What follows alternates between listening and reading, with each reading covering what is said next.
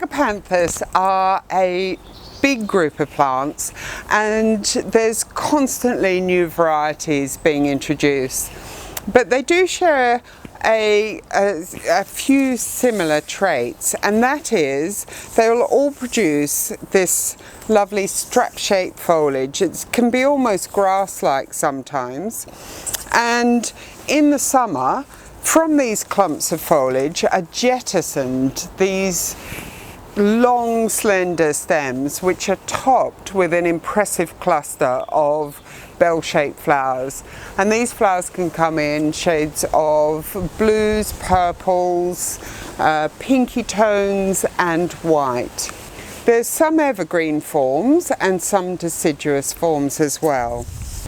They originate from South Africa, and the evergreen ones come from milder coastal regions, while the deciduous forms are found growing wild in more mountainous regions. So the deciduous ones tend to be slightly hardier than the evergreen forms.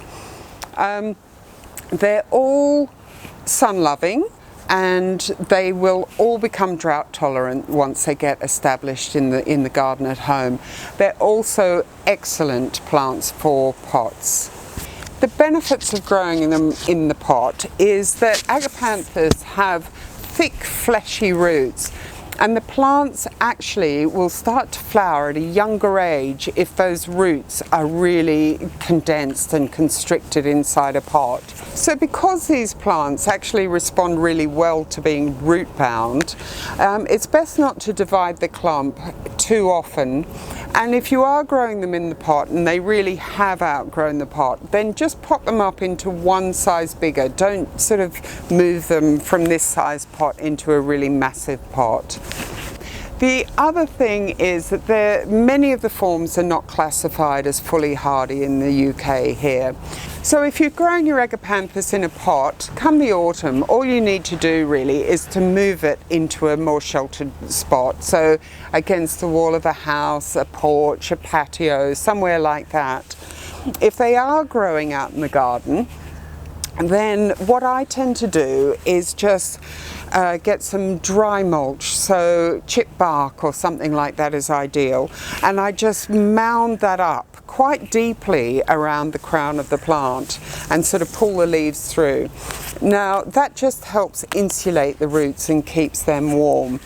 And what you will usually find after the first really hard frost, the foliage will turn to mush, even with the evergreen ones, and you'll think, oh, I think I've killed it. But in my experience, they come back again in spring. You just gradually reduce the amount of mulch around the crown of the plant, and new foliage will come through, and you'll have another lovely flowering plant in the summer.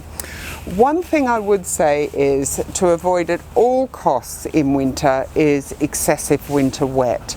So while they can withstand cold temperatures, if it's cold and wet or waterlogged, then they're not going to be happy there at all.